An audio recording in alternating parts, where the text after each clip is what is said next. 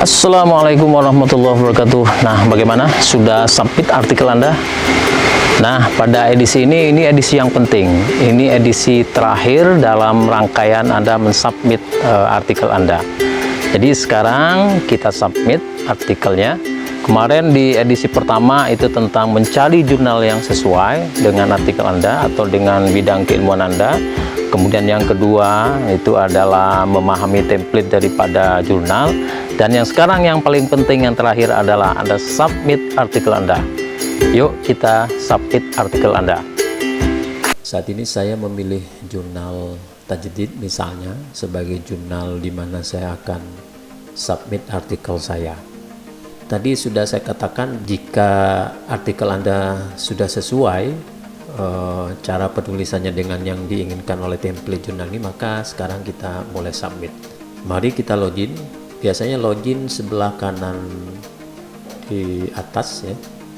Ini saya sudah menyimpan login saya untuk ke jurnal ini di laptop saya. Langsung saja login. Nah, ini adalah akun saya di jurnal ini. Kalau kita lihat di arsip, ya ini saya sudah pernah mempublikasikan artikel saya di jurnal ini. Kita kembali ke yang ini.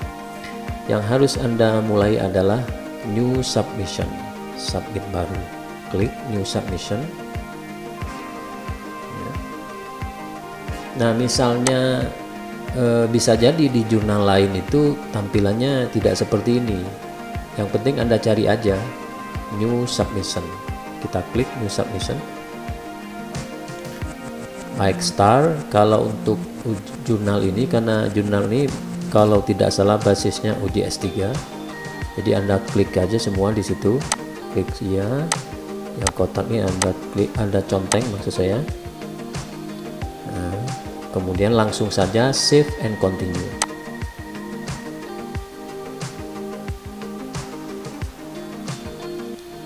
Nah, di sini Anda diminta upload submission file.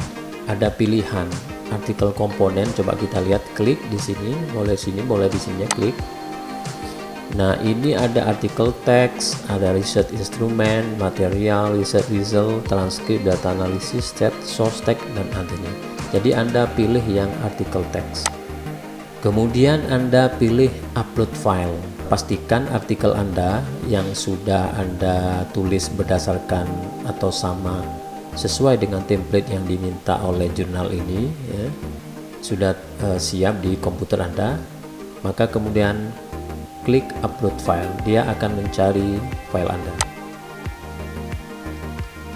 Oke, kita coba, karena ini sifatnya pelatihan, saya tadi sudah membuat file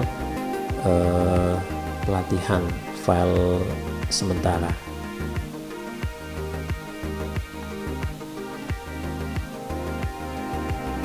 Ya, saya pilih yang ini.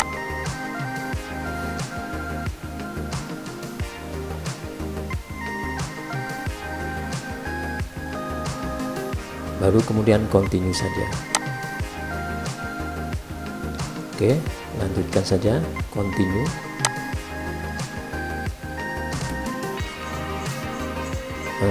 Complete saja. Saya rasa kita tidak perlu melampirkan yang lain, tapi misalnya ada hal-hal lain yang dilampirkan, ya add another file, tapi langsung saja kita complete saja. Nah, setelah sudah ada di sini, sekali lagi ini belum selesai, ini tahap yang belum selesai. Kalau Anda lihat di bagian atas ini baru step kedua. Jadi langsung save and continue. Nah, pada sekarang kita masuk pada step ketiga, enter metadata. Jadi sekarang kita masukkan satu persatu unsur-unsur yang ada di dalam artikel Anda. Pertama, judul. Ya, ini hanya sebagai contoh atau latihan. Misalnya saya kasih judul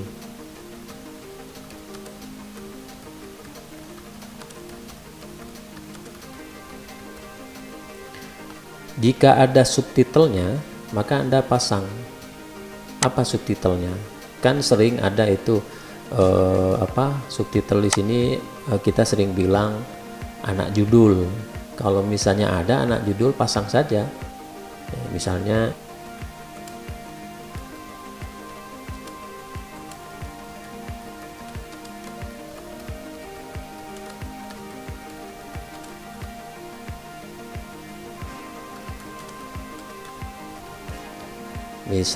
ini misalnya ada ya.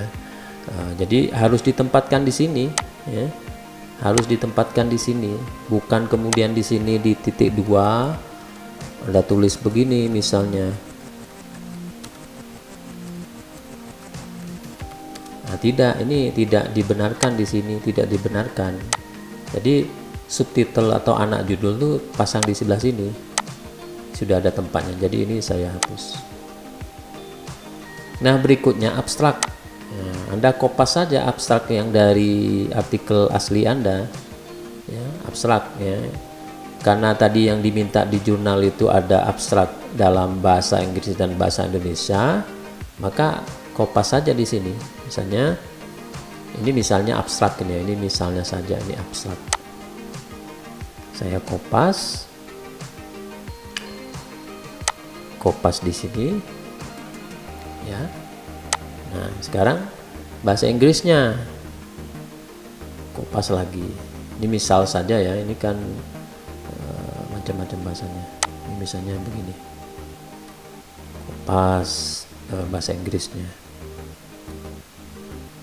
Ini misalnya ini bahasa Inggris, misalnya ini bahasa Indonesianya ya. Baru kemudian keyword atau kata kunci. Perhatikan di sini kata kuncinya. Ada misalnya. Ini hanya misalnya ya. Contoh, nanti kata kunci tergantung artikel Anda. Ini otomatis langsung membuat blok seperti ini. Misalnya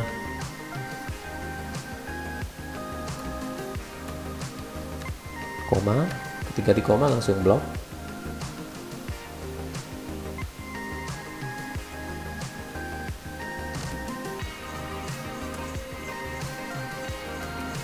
Koma langsung ngeblok.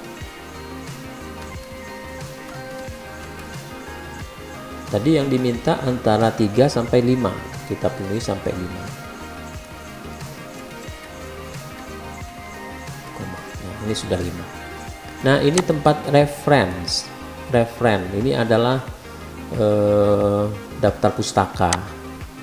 Di Anda ini saja. Nah, daftar pustaka yang di sini nanti muncul di bagian depan ya. Saya contohkan di sana. Nah, ini kalau Anda tidak mengisi yang referen ini, maka nanti tidak tampil di bagian depan sini. Jadi jangan lupa mengisi daftar pustakanya di sini. Misalnya saya ini sebagai ini aja contoh sebentar. Saya kopas yang daftar pustaka salah satu artikel saya pasti di sini. Nah, seperti ini. Oke. Nah, pertanyaannya, kalau misalnya penulisnya 2, Anda tidak sendiri, bagaimana? Di sini kan ada list contributors, artinya para penulis. Ada tombol add contributor di sini. Misalnya, ketika di add, namanya siapa? Tulis. Nama yang wajib itu yang ada bintangnya. Nama awal Ahmad misalnya, kemudian nama akhirnya Muhammad dan sebagainya. Kontaknya ini yang diminta email ya, email teman Anda itu isi country-nya ya, Indonesia. Ini tidak usah ya. Kalau ada ini URL ini bisa link ke identitas akademik Anda, misalnya Google Scholar, ORCID ini kalau ada, kalau nggak ada biarkan saja karena ini tidak dibintangi jadi tidak wajib. Afiliasi wajib diisi ini biar ada identitas. Kalau ada bio silakan, kalau tidak. Nah, Nah, dia sebagai apa di situ? Sebagai translator atau author juga. Nah, kalau sebagai author, klik author. Nah, itu kalau Anda berdua. Saya tidak berdua saat ini, jadi kalau berdua tinggal di list, kemudian sudah langsung aja save, ya. Klik save yang ini, ya. Tapi karena saya tidak berdua saat ini menulisnya, jadi saya tidak perlu save ini, saya cancel saja. Nanti kalau Anda berdua, penulisnya Anda dan teman Anda, ketika save nanti sama akan kembali ke bagian ini, ya. Sebelum oke, pastikan Anda coba periksa lagi. Judul sudah ada, tempat anak judul juga sudah ada. Kalau ada ini ya, kalau tidak ada anak judulnya tidak usah. Kemudian abstraknya pastikan sudah dalam, karena yang diminta tadi bahasa Inggris dan Indonesia, pastikan sudah terisi. Ini sudah ada. Kemudian kata kuncinya yang diminta tadi 3 sampai 5, kita penuhi di sini 5. Referensi jangan lupa. Setelah dipastikan sudah terisi semua, maka save and continue. Sekarang kita masuk tahapan keempat, confirmation, maka finish submission. Nah, ada confirm dari OJS. Are you sure you wish to submit this article to the journal? Ya, oke.